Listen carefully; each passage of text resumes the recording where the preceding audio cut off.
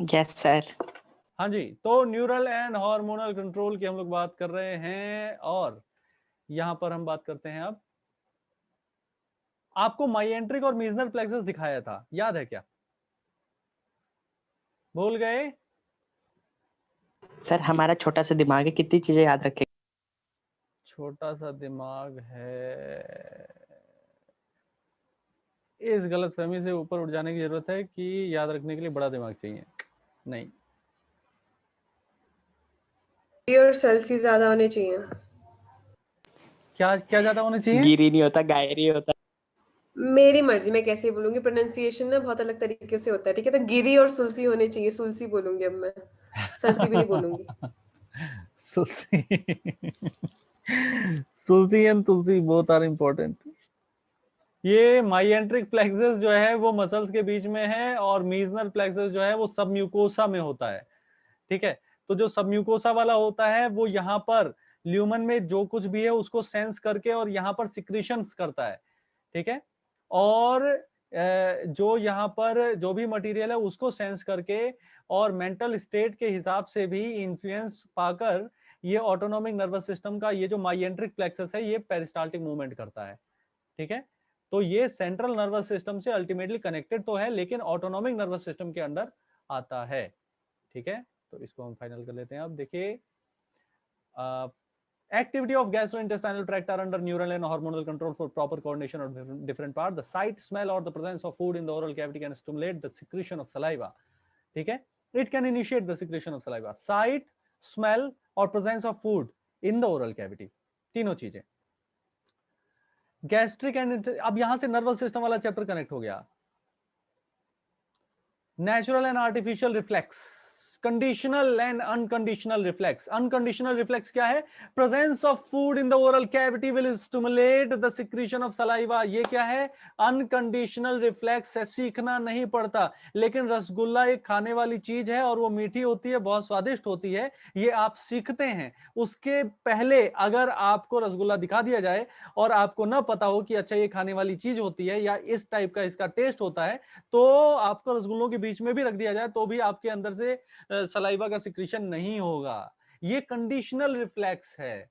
Site, देखकर, smell, ठीक है, ये कंडीशनल रिफ्लेक्स है। लेकिन presence of food in the mouth, उससे सिक्रीशन ऑफ सलाइवा हो तो वो क्या है? अनकंडीशनल रिफ्लेक्स है। Gastric and intestinal secretion are also similarly stimulated by neural signals. The muscular activity of different part of alimentary canal can also be moderated by neural mechanism. ये philosophy लिखी है, मतलब ये थ्योरी लिखी है आगे की, हम लोगों ने मेन पढ़ लिया। क्या? माइएंट्रिक और Meissner plexus, both local and through CNS. लोकल यानी कि उस पार्ट ऑफ एलिमेंट्री कैनाल में क्या है, ठीक है, लोकल हो गया।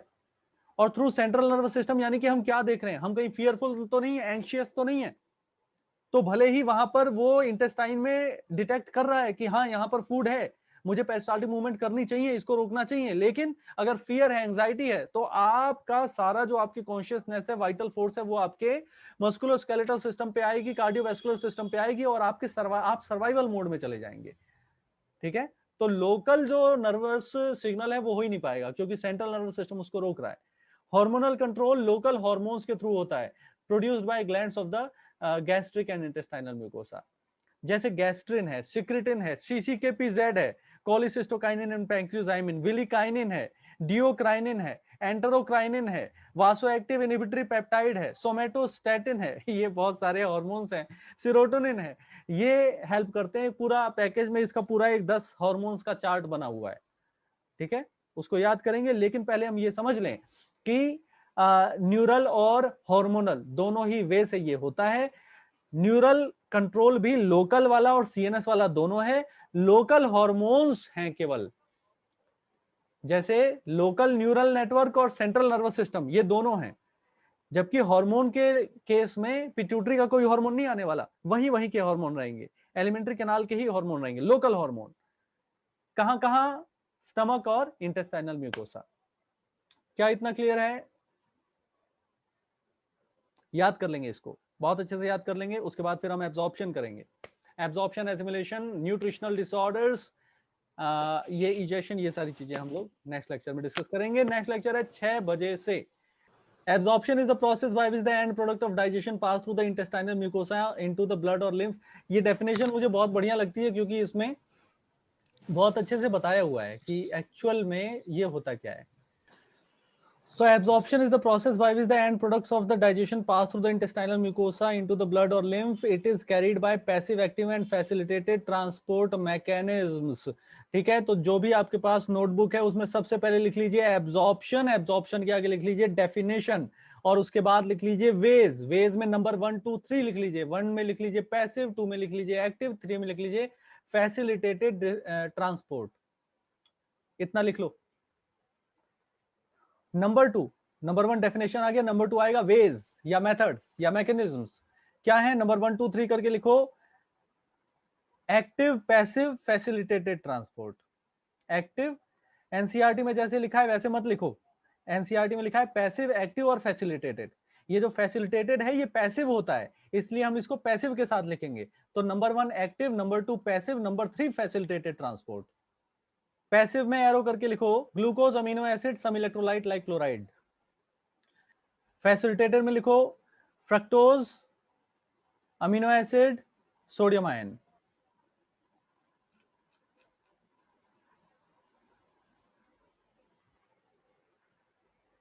एक्टिव में लिखो amino acid, glucose, sodium ion. फिर लिखो वाटर, वाटर का लिखो ऑस्मोसिस. फिर लिखो fatty acid and glycerol. Arrow करके लिखो मिसल्स, मिसल्स. मिसल्स में एरो करके लिखो लैक्टियल्स, और एरो के ऊपर लिख लो काइलोमाइक्रोन. ओके, अब इसको समझ लीजिए. एक्टिव ट्रांसपोर्ट कौन कौन से सब्सटेंसेस का होगा, पैसिव किस किस का होगा, और फैसिलिटेटेड किसका होगा. देखो फैसिलिटेटेड और पैसिव दोनों में ही एनर्जी नहीं लगती, तो बात अलग अलग क्यों है? बात इसलिए अलग है क्योंकि पैसिव डिफ्यूजन को फॉलो करता है बेटा. पैसिव अगर हमने बोल दिया तो इसका मतलब क्या है? Simple diffusion. इसका मतलब क्या होगा? Simple diffusion. जबकि फैसिलिटेटेड कहने का मतलब क्या होगा? जब भी हम फैसिलिटेटेड बोलते हैं उसका मतलब यह है कि स्पेशल प्रोटीन्स उसमें इन्वॉल्व हैं.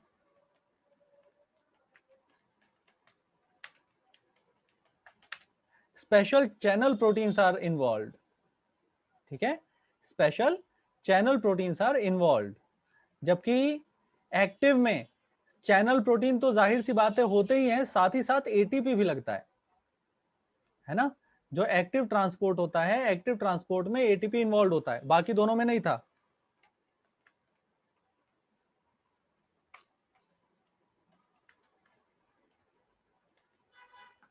ATP involve.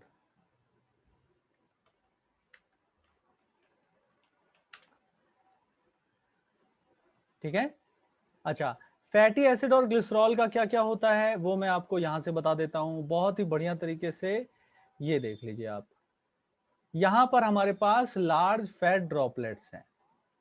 ठीक है, ये लार्ज फैट ड्रॉपलेट है हमारे पास. इन लार्ज फैट ड्रॉपलेट्स से क्या हो जाता है? स्मॉलर फैट ड्रॉपलेट्स बन जाती हैं. ठीक है, बहुत सारी स्मॉलर फैट ड्रॉपलेट्स बन गई, और ये जो स्मॉलर फैट ड्रॉपलेट्स बनी हैं ये लार्ज से बनी है, और इसी प्रोसेस को हमने क्या बोला है? इस प्रोसेस को हमने क्या बोला है? इमल्सिफिकेशन. इसको बोला है हमने इमल्सिफिकेशन. ठीक है. अच्छा, ये किसकी हेल्प से हुआ है? बाइल की हेल्प से हुआ है. ठीक है. अच्छा, इसके बाद फिर इस पर एक्ट करते हैं क्या? लाइपेजेस. लाइपेज इस पर एक्ट करेगा. लाइपेज एक्ट करने के बाद, ठीक है, अब मैं ये छोटा है, अब मैं आगे बड़ा बनाने जा रहा हूं. इसका मतलब ये नहीं है कि छोटे से बड़े हो गए. ठीक है, ये थोड़ा सा मैक्सिमाइज करके, जूम करके. तो जूम करके अगर बनाएंगे तो क्या बनेगा? इनके ये जो टेल हैं, हाइड्रोफोबिक टेल, ये अंदर की तरफ है. ठीक है, और यहां पर बाकी सारे मॉलिक्यूल्स हैं. सेंटर में बहुत बाकी सारे मॉलिक्यूल्स हैं. तो इसको हम क्या बोलेंगे? इसको बोलेंगे हम मिसल्स. इसको बोलेंगे मिसल्स. ये तो ये हो गया. अच्छा, इसके बाद की बात करें तो ये जो मिसल्स हैं, अब ये मिसल्स कहां पर जाएंगे? इंटेस्टाइनल म्यूकोसा को क्रॉस करते हैं. क्रॉस करते हैं क्या? इंटेस्टाइनल म्यूकोसा को क्रॉस करने का मतलब ये है कि, या ये बोलूं मैं इसको,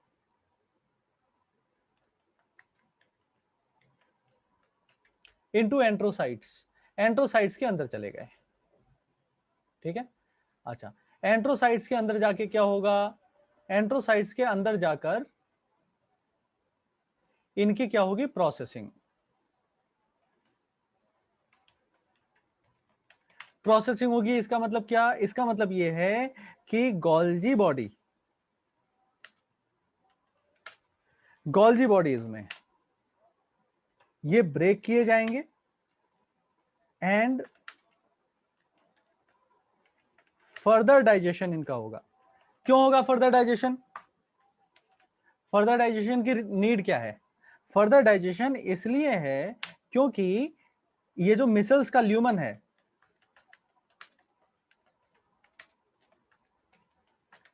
lumen of missels contains what? Contains di and triglycerides, di और ट्राइग्लिसराइड्स होते हैं, ठीक है। तो डाई और ट्राइग्लिसराइड को जब प्रोसेस कर दिया जाता है तो वो भी मोनोग्लिसराइड में कन्वर्ट हो जाते हैं और अल्टीमेटली क्या बन जाते हैं, अल्टीमेटली बन जाती हैं vesicles of micron size, 10⁻⁻⁶ metre का डायमीटर बन जाता है उनका, ठीक है। तो इसी को हम क्या बोलते हैं फिर, काइलोमाइक्रोन्स।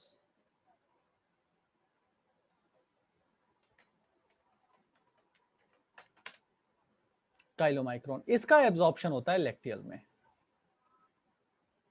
एब्जॉर्ब्ड इन लैक्टियल्स। आई प्रोसेस समझ में आई? सबसे पहले फैट ड्रॉपलेट थे बड़े बड़े, फिर इमल्सिफिकेशन बाइल की वजह से हो गया छोटे छोटे फैट ड्रॉपलेट, फिर लाइपेजेस ने एक्ट किया, फिर ये ट्राइग्लिसराइड टूट गए। ट्राइग्लिसराइड मतलब क्या होता है, मैं इसको भी आपको बताना चाह रहा हूं बेटा। सर आप थोड़ा सा स्क्रॉल ऐसे नीचे कर दोगे, मतलब थोड़ा नीचे, ये मुझे नीचे का दिख नहीं रहा क्योंकि मुझे स्क्रीनशॉट लेना है। हाँ मैं अभी करता हूँ, बस ये वाला बना दूं। पूरा होने के बाद सर। हाँ ये देखो, ये ट्राइग्लिसराइड है, ये फैटी एसिड है, 3 फैटी एसिड और ये ग्लिसरॉल मॉलिक्यूल से कनेक्टेड है, ठीक है। तो इसको हमने ट्राइग्लिसराइड कहा। तो जब लाइपेज एक्ट करेगा तो लाइपेज क्या करेगा, ये इस बॉन्ड को तोड़ेगा, इस बॉन्ड को तोड़ेगा, इस बॉन्ड को तोड़ेगा, ठीक है। लेकिन हो सकता है कि ये इसी बॉन्ड को तोड़ पाया हो और ये मिसल के अंदर फंस गया हो, तो ये दोनों नहीं टूटे हुए होंगे, तो डाइग्लिसराइड कहलाएगा। हो सकता है ये दोनों टूट गए हो लेकिन ये टूटा ना हो, तो ये मोनोग्लिसराइड कहलाएगा। इन्हीं की प्रोसेसिंग जो है गोल्जी बॉडी में जब हो जाएगी तो फैटी एसिड और ग्लिसरॉल पूरे पूरे अलग हो जाएंगे, ठीक है। और उसके बाद फिर वो काइलोमाइक्रोन में पैक हो जाएंगे। Some proteins are also involved in formation of chylomicron, और उसके बाद फिर वो लैक्टियल्स में, लिम्फ कैपिलरीज में एब्जॉर्ब हो जाता है। इस प्रोसेस से होता है फैट का एब्जॉर्प्शन और डाइजेशन दोनों। अब हम बात करें आगे की, absorption of substances take place in different. अब ये कहां कहां पर एब्जॉर्प्शन बाकी चीजों का होता है, ड्रग्स वगैरह का, वो यहाँ पर चार्ट में लिखा हुआ है, ये आप एज इट इज याद करेंगे। Certain drugs coming in contact with the mouth of mucosa, जो लिंगुअल फ्रेनुलम है ना, लिंगुअल फ्रेनुलम के आसपास ब्लड कैपिलरीज का नेटवर्क ज्यादा है, तो वहां पर जैसे थर्मामीटर रख के भी हम ब्लड का टेम्परेचर जो है वो मेजर करते हैं, क्योंकि ब्लड में वही टेम्परेचर होता है जो बॉडी के कोर में होता है, ठीक है। तो वहां से टेम्परेचर मेजर करते हैं क्योंकि वहाँ ब्लड कैपिलरी ज्यादा होती हैं, तो कोई भी चीज एब्जॉर्ब वहां से ज्यादा अच्छे से होगी, तो लोअर साइड ऑफ टंग पे एब्जॉर्ब हो जाती है। Absorption of water, simple, sugar and alcohol, ये तो मतलब बहुत बार आया हुआ क्वेश्चन है, अल्कोहल से रिलेटेड। अल्कोहल का कहाँ होगा, स्टमक में होगा। फिर प्रिंसिपल ऑर्गन कौन है एब्जॉर्प्शन का, स्मॉल इंटेस्टाइन। लार्ज इंटेस्टाइन की बात करें तो यहाँ पर ड्रग्स, मिनरल्स एंड वाटर का होगा, ठीक है। यहां पर एक क्वेश्चन बहुत ही गजब का आता है कि maximum absorption of water occurs where, small intestine. Generally student सोचते हैं कि यहां पर होता है, लार्ज इंटेस्टाइन में नहीं, स्मॉल इंटेस्टाइन में होता है। स्मॉल इंटेस्टाइन में भी कहां होता है, तो उसमें माइक्रोविलाई वगैरह होता है इसलिए ज्यादा जेजनम, होता है ना। बिल्कुल बिल्कुल, यही रीजन है, जेजनम में होता है बेटा, ठीक है। स्मॉल इंटेस्टाइन में भी जेजनम में होता है। The absorbed substance finally reach the tissue which utilize them for their activity, इस प्रोसेस को एसिमिलेशन कहते हैं। अल्टीमेटली जो भी हमने खाया है, पचाया है, वो हमारे पूरी बॉडी में ब्लड के थ्रू पहुंच जाता है, सेल सेल में, हर टिश्यू में पहुंच जाता है, टिश्यू फ्लूइड में पहुंच जाएगा, सेल के अंदर वो ग्लूकोज पहुंचेगा, वो विटामिन पहुंचेंगे, वो मिनरल पहुंचेंगे, वो अमीनो एसिड पहुंचेगा, वो फैटी एसिड पहुंचेगा, पहुंच गया, ठीक है। अब क्या होगा, अब बॉडी अपने आप को ग्रो और रिपेयर करने के लिए जब उसका यूज करती है तब हम कहते हैं बेटा एसिमिलेशन। और मुझे बॉटनी का फोटोसिंथेसिस का प्रोसेस याद आ रहा है जिसको हम कहते हैं कार्बन डाइऑक्साइड एसिमिलेशन। ठीक है, हम कार्बन डाइऑक्साइड एसिमिलेशन कब बोलते हैं? कब बोलते हैं? हम तब बोलते हैं जब कार्बन डाइऑक्साइड केल्विन साइकिल के अंदर एब्जॉर्ब हो जाती है। वो जो कार्बन है ना कार्बन डाइऑक्साइड का, वो एब्जॉर्ब हो जाता है, तब हम बोलते हैं कार्बन डाइऑक्साइड एसिमिलेट हो गया। जब तक कि वो ग्लूकोज के कार्बन में एनरोल नहीं कर जाता, इन्वॉल्व नहीं हो जाता, तब तक हम बोलते नहीं है एसिमिलेशन। वो कार्बन डाइऑक्साइड स्टोमेटा के अंदर आ चुका, वो सेल के अंदर चला गया, तब भी हम बोलते नहीं है एसिमिलेशन। हम एसिमिलेशन कब बोलेंगे? जब रुबिस्को की प्रेजेंस में आरयूबीपी उसको उस एक कार्बन को लेके 6 कार्बन हो जाता है, और 6 कार्बन अनस्टेबल होके दो कंपाउंड बना लेता है 3-3 कार्बन के। यही होता है। ठीक है, तो ये जो प्रोसेस है, ये जो रुबिस्को, ये जो आरयूबीपी है, ये 5 कार्बन का था, अब ये अनस्टेबल बना 6 कार्बन का और फिर 3-3 कार्बन का हो गया। आगे ग्लूकोज बनेगा, आगे बनेगा ग्लूकोज। ठीक है, तो यानी कि उस केल्विन साइकिल में कार्बन डाइऑक्साइड एब्जॉर्ब हो चुका, इन्वॉल्व हो चुका, इसको बोलेंगे एसिमिलेशन। ऐसे जो भी हमने खाया है, पचाया है और एब्जॉर्ब किया है, ट्रांसपोर्ट किया है, हमारे सेल्स तक वो पहुंच गया, साइटोप्लाज्म तक पहुंच गया, अब वहां पर पॉलीमराइजेशन की प्रोसेस के थ्रू कोलेजन बनेगा, इलास्टिन बनेगा, डिफरेंट टाइप के 75,000 डिफरेंट टाइप के प्रोटीन्स बनेंगे, एंजाइम्स बनेंगे, डीएनए के लिए रिवर्स, ये जो डीएनए पॉलीमरेज है, प्राइमेज है, हेलिकेज है, ये सारी चीजें बनेंगी। तो ये क्या प्रोसेस हो रही है? एसिमिलेशन की प्रोसेस हो रही है। ठीक है, इसी को एसिमिलेशन कहते हैं। फिर जो डाइजेस्टिव वेस्ट होता है वो सॉलिडिफाई होता है, कोहेरेंट फीसेस यानी कि म्यूकस की वजह से वो आपस में मिल जाता है और यूनिफाइड हो जाता है, रेक्टम में पहुंचता है, और वहां पर एक न्यूरल रिफ्लेक्स कॉज करता है अर्ज और डिजायर फॉर इट्स रिमूवल। जैसे स्ट्रेच रिसेप्टर यूरिनरी ब्लैडर में होते हैं, जैसे वहां पर यूरिन डिपॉजिट होता है और उसके बाद फिर अर्ज टू यूरिनेट डेवलप होता है, वैसे ही यहां पर भी एक न्यूरल रिफ्लेक्स कॉज होगा, कॉज करेगा डिफिकेशन के अर्ज को। लेकिन वो डिफिकेशन तब तक नहीं हो सकता जब तक एनल ओपनिंग ना हो, और एनल ओपनिंग वॉलंटरी होगी। क्यों? क्योंकि वहां पर है स्फिंक्टर, वहां पर है स्फिंक्टर। ठीक है, तो डिफिकेशन होगा, वॉलंटरी प्रोसेस होती है ये, वहां पर स्फिंक्टर होता है, मास पेरिस्टाल्टिक मूवमेंट, पेरिस्टाल्टिक मूवमेंट ज्यादा हैवी होती है यहां पर रेक्टम और लार्ज इंटेस्टाइन में, जिससे डिफिकेशन होता है। ये यहां तक क्लियर हो गया सबको? जॉइंटिस की बात करते हैं हम, उससे पहले इन्फ्लेमेशन ऑफ इंटेस्टाइनल ट्रैक्ट जो है वो मोस्ट कॉमन एलिमेंट है ड्यू टू बैक्टीरियल और वायरल इन्फेक्शन। देखो यहाँ पर इन्होंने बोला नहीं है कि इंटेस्टाइनल ट्रैक्ट में स्पेसिफिकली किस बैक्टीरिया या किस वायरस का, क्योंकि पैथोलॉजिकली वो डिसऑर्डर ऑफ डाइजेस्टिव सिस्टम को यहाँ पर नहीं डिस्कस करना चाह रहे हैं एनसीईआरटी। ठीक है, ह्यूमन हेल्थ एंड डिजीज में वो बात करते हैं, फिर टाइफॉइड की बात करते हैं, अमीबिक डिसेंट्री की बात करते हैं, मैग्ना माइन्यूटा की बात करते हैं, म्यूकोसा में इन्फ्लेमेशन की बात करते हैं। यहाँ पर उन्होंने एक जो जनरल एलिमेंट होते हैं उनके बारे में बताया है।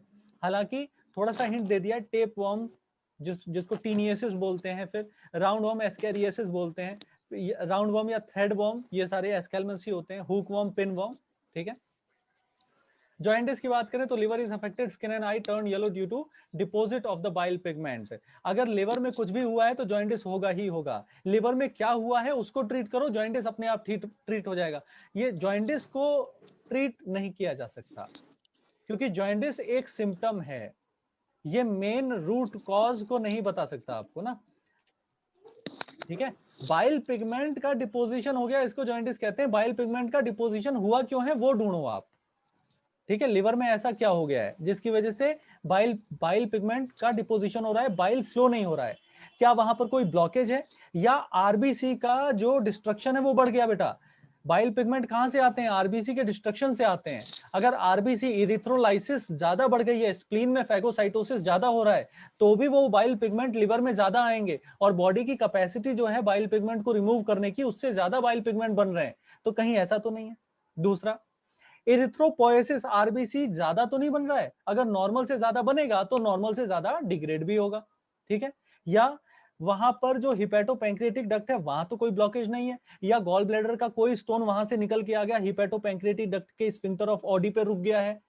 ठीक है, तो आपको जॉइंटिस की एक दवा, हेलो, यस सर। हाँ, तो जॉइंटिस की कोई एक पर्टिकुलर दवा नहीं है। ठीक है, आपको अंडरलाइन कॉज देखना पड़ेगा क्या है, उसके हिसाब सर से ट्रीट जैसे करना बोलते हैं ना कि किसी का जॉन्डिस बिगड़ गया, मतलब हिंदी वाली लैंग्वेज में, उसमें क्या होता है बिगड़ गया? पड़ेगा। मतलब कि वो अब आउट ऑफ कंट्रोल हो रहा वो है, जो पीलिया पीलिया बाइल बढ़ गया। बिगड़ गया आप बोल रहे हो ना, बिगड़ गया। बिगड़ जी। गया यानी कि मतलब ये है कि जॉइंटिस उसको हुआ था लेकिन उसके बाद इन्फेक्शन फैल गया, ओके। ये है। वॉमिटिंग की बात करें तो इजेक्शन ऑफ स्टमक कंटेंट है through the mouth, this reflex action is controlled by vomit, ये कई बार क्वेश्चन आया है भाई। मेडुला ऑब्लोंगेटा में गैस्ट्रोइंटेस्टाइनल, रेस्पिरेटरी और कार्डियोवैस्कुलर तीनों ही सेंटर होते हैं, ठीक है ना। डायरिया की बात करें, abnormal frequency of bowel movement and increased liquidity of fecal discharge is known as diarrhea. It reduces the absorption of food. Food का एब्जॉर्प्शन कम हो जाता है, क्यों? क्योंकि irregular bowel movement, bowel movement यानी कि वही पेरिस्टाल्टिक मूवमेंट, मैंने कहा था ना कि खाने को रोकना भी है, खाने को रोकना भी है, सो दैट जितने भी एंजाइम्स निकले हैं, भाई बहुत महंगा होता है ये सारा कुछ जो मेटाबॉलिज्म है, ठीक है। ये आपको बाहर मार्केट में कभी भी नहीं मिल सकता, कोई कितना ही बड़ा क्लेम कर दे, कितनी ही टैबलेट्स दे दे आपको, कितने ही सिरप्स दे दे आपको, लेकिन बॉडी के अंदर जो बन रहा है ना नेचुरली, उसका रिप्लेसमेंट नहीं है कुछ भी। तो इतने सारे एंजाइम्स बन रहे हैं, अगर बॉडी ने इतना ज्यादा एनाबोलिज्म किया है आपके लिए, इतना ज्यादा जीन एक्सप्रेशन हुआ है, तो बॉडी चाहेगी ना कि वो प्रॉपरली काम कर पाए, वो एंजाइम्स प्रॉपरली काम कर पाए, तो खाने को रोका जाता है, ठीक है, और उसके बाद फिर उस पर डाइजेशन होता है। लेकिन अगर रोक नहीं पा रहा है वो फूड, बाउल मूवमेंट की फ्रीक्वेंसी एबनॉर्मल हो रही है, तो फिर क्या होगा? और दूसरा, इंफेक्शन भी हो गया वहां पर, इंफेक्शन की वजह से जो इंटेस्टाइनल म्यूकोसा है उसमें प्रॉब्लम हो गई, और प्रॉब्लम कैसी हुई कि वहां पर फिर क्या होगा, जो इलेक्ट्रोलाइट का बैलेंस है वो ठीक नहीं रह जाता। इलेक्ट्रोलाइट का बैलेंस ठीक नहीं होगा तो क्या होगा? वाटर लूज कर देंगी सेल्स, वाटर लूज कर देंगी, क्योंकि इंटेस्टाइनल म्यूकोसा है, म्यूकोसा मतलब सेल, सेल के अंदर साइटोप्लाज्म है, जबकि इंटेस्टाइन है, इंटेस्टाइन तो खाली है ना। यानी कि एज कंपेयर टू इंटेस्टाइन, हमारे पास इंटेस्टाइनल म्यूकोसा या इंटेस्टाइन की वॉल में ज्यादा फ्लूइड है, तो इलेक्ट्रोलाइट इंबैलेंस अगर हुआ तो वो सारा फ्लूइड बाहर आएगा, तो फीकल डिस्चार्ज में इतना ज्यादा फीसेस नहीं होती हैं जितने ज्यादा यहाँ पर लिक्विड होता है, वाटर होता है। तो ओआरएस देते हैं यहाँ पर, केवल पानी नहीं पिलाते, ओआरएस देते हैं, ओरल रिहाइड्रेशन सॉल्यूशन, सॉल्यूशन यानी वहां बहुत सारे इलेक्ट्रोलाइट होते हैं। क्या करेंगे इलेक्ट्रोलाइट? रिस्टोरेशन करेंगे सोडियम आयन का, मेनली सोडियम आयन होता है ना, नहीं होता तो क्या बोलते हैं हम कि गुनगुने पानी में नमक मिला के दे दो, तो वो क्या करेगा? जो NaCl है, sodium ion is the most abundant extra cellular cation, तो वो रिस्टोरेशन कर देता है इलेक्ट्रोलाइट का, बैलेंस कर देता है। कॉन्स्टिपेशन में उल्टा है काम, यहाँ पर इरेगुलर बाउल मूवमेंट होती है, कहाँ? इंटेस्टाइन की, इसकी वजह से फीकल मैटर वहां पर रिटेन रह जाता है। डायरिया में भी इरेगुलर मूवमेंट हुई थी, बाउल मूवमेंट, लेकिन वहां पर लिक्विडिटी बढ़ गई थी, क्योंकि वहां पर इलेक्ट्रोलाइट इंबैलेंस हो गया था। कॉन्स्टिपेशन में इलेक्ट्रोलाइट इंबैलेंस नहीं है, वाटर डेफिशिएंसी है। क्या गजब पॉइंट आया है यहाँ पे। डायरिया में मैं लिख दे रहा हूं यहाँ पर same thing, abnormal bowel movement दोनों में है, लेकिन यहां पर क्या है? Electrolyte imbalance. जबकि कॉन्स्टिपेशन में क्या है?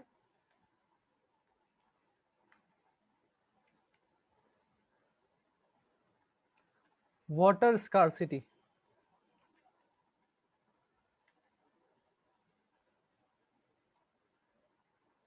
ठीक है।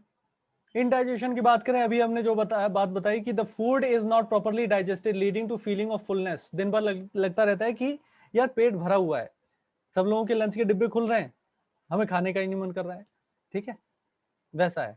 एपेटाइट आ ही नहीं रहा है, क्यों? क्योंकि स्टमक खाली है ही नहीं। हंगर फील ही नहीं हो रही है, क्यों? क्योंकि गैस्ट्रिक रूगे जो है स्ट्रेच्ड हैं, जो इलास्टिक बैग है वो स्ट्रेच्ड है। जब पेट खाली होता है तो इलास्टिक बैग जो है उसके अंदर की फोल्डिंग जो है वो आपस में मर्ज करती हैं, जो हम कहते हैं चूहे कूद रहे हैं, ठीक है। तो the cause of indigestion are inadequate enzyme secretion, anxiety, food poisoning, over eating spicy food, wearing tight clothes as well, tight clothes पहनना भी है ना। अभी अभी मतलब मैं इसको मतलब बहुत ही प्रैक्टिकल टर्म में समझा रहा हूँ कि कई बार जो होता है ना कि थोड़ी सी वेस्ट जो है वो ठीक से मेजर नहीं हुई, हम दूसरी जीन्स या दूसरा ट्राउजर उठा लाए, ठीक है, अब वो ले भी आए हम, मतलब ब्रांडेड ले आए अब उसको पहनना भी है तो थोड़ा सा उसमें कॉम्प्रोमाइज करके हम सोचते हैं चलो यार मतलब पैसे तो वसूल हो जाएं, 10-12 बार पहन तो लें, इसे अच्छी जगह जा रहे हैं कहीं पे तो पहन लेते हैं, ठीक है। अब अच्छी जगह जा रहे हैं तो वहां पर खाना पीना भी तो होगा, अब वहां पर हो जाता है काम खराब कि आप खा रहे हैं, ठीक है, लेकिन वो खाना जो है वो मतलब स्टमक जो बेली है हमारी इतनी टाइट है कि आपका मन है तो भी खा नहीं पा रहे एक्चुअली आप, क्यों? क्योंकि वो अलाउ ही नहीं कर रहा है। पीएम की पीएम की पीएम की नहीं, पीएम ऐसा होता है बेटा, प्रोटीन एनर्जी माल नरिशमेंट है ये, ठीक है। ये प्रोटीन से या एनर्जी से या दोनों से रिलेटेड माल नरिशमेंट है। माल नरिशमेंट होता है ज्यादा कोई चीज हो जाए या कम कोई चीज हो जाए, जैसे हाइपोविटामिनेसिस या हाइपर विटामिनोसिस, ठीक है। तो यहां पर क्या होता है कि दो चीजें हैं यहाँ पर, क्वाशरकर है और मेरिस्मस है। मेरिस्मस होता है 1 ईयर बिलो एज वाले चिल्ड्रन में, और क्वाशरकर होता है अबव 1 ईयर है तो क्वाशरकर, और अगर लेस देन 1 ईयर है तो मेरिस्मस। लेस देन 1 ईयर में मेरिस्मस है, और मेरिस्मस में क्या होता है, प्रोमिनेंट रिब्स हो जाती हैं, retarded mental, retarded physical growth हो जाती है, और वो चाइल्ड जो है देखने में ही आपको लगेगा कि सीवियरली इल है, भाई इसको क्या हो गया है, ठीक है। जनरली जब अफ्रीका की डॉक्यूमेंट्री वगैरह या कोई न्यूज देखते हैं आप, वहां पर कुपोषण पे जब कोई न्यूज आती है तो वहां पर जनरली 2 टाइप के बच्चे दिखाए जाते हैं। एक वो जो कि गोदी वाले होते हैं और नीचे मतलब वो पालने में होते, वहां पर जो है वहां पर 2 टाइप के बच्चे दिखाते हैं। तो उस केस में क्या हो जाएगा ना कि प्रोमिनेंट रिब्स हैं, क्यों? क्योंकि फैट नहीं है,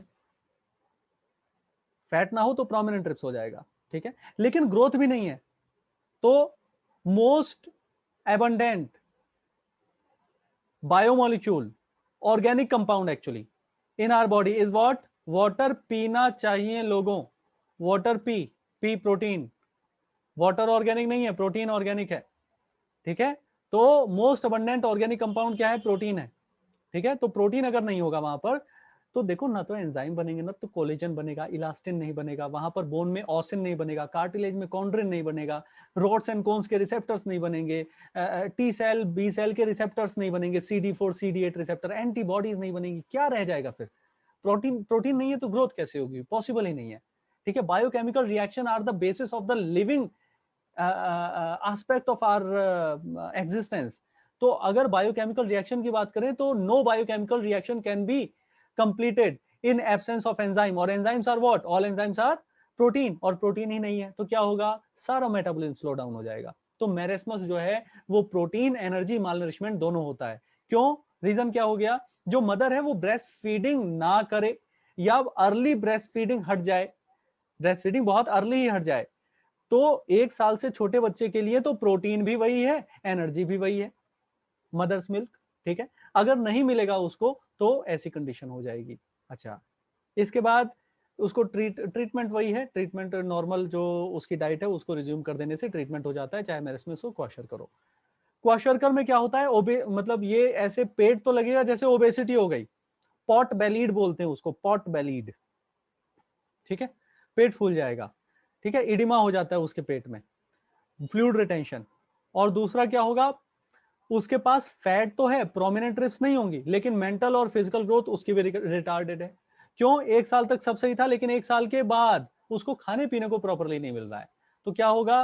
प्रोटीन माल नरिशमेंट है बेटा, उसके पास कैलोरी की जरूरत, कैलोरी की उसके पास कमी नहीं है, कैलोरीज पूरी हैं, लेकिन उसके पास प्रोटीन नहीं है, ठीक है, उसके पास प्रोटीन नहीं है। ये है बात। Is this clear? यही है प्रोटीन एनर्जी माल नरिशमेंट।